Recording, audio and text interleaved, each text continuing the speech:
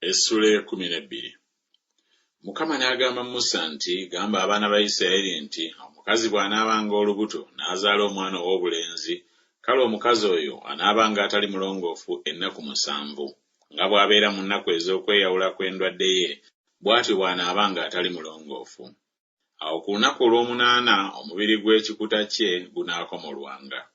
Era omukazi anaamalanga ennaku 33 mu musaayi ogw'okutukuzibwa kwe, takomanga ku kintu ekitukuvu so tayingiranga mu kifo ekitukuvu okutuusa ennaku ez'okutukuzibwa kwe lwe ziriggwa. Naye bw'anaazaalanga omwana ow'obuwala, kale anaabanga atali mulongoofu ssabbiiti 2 nga bw'abeera mu kweyawula kwe, era anaamalanga ennaku 66 mu musaayi ogw'okutukuzibwa kwe. Awo ennaku ez'okutukuzibwa kwe bwe ziggwanga, ez'ow'obulenzi oba za wabuwala, anaaleetanga omwana gw'endiga ogw'omwaka ogw'olubereberye okuba ekiweebwayo ekyokebwa, n'ejjiba etto oba kaamukuukulu okuba ekiweebwayo olw'ekibi ku mulyango gw'eweema ey'okusisinkaniramu eri kabona.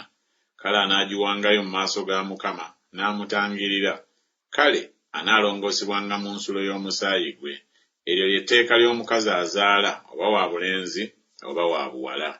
Era mu bintu bye bw'ataayinzenga kuleeta mwana gwa ndiga, kale anaatwalanga bakaamukuukulu 2 oba amayiba amata 2, erimu okuba ekiweebwayo ekyokebwa, n'eddala okuba ekiweebwayo olw'ekibi, era kabona anaamutangiriranga era anaabanga mulongoofu.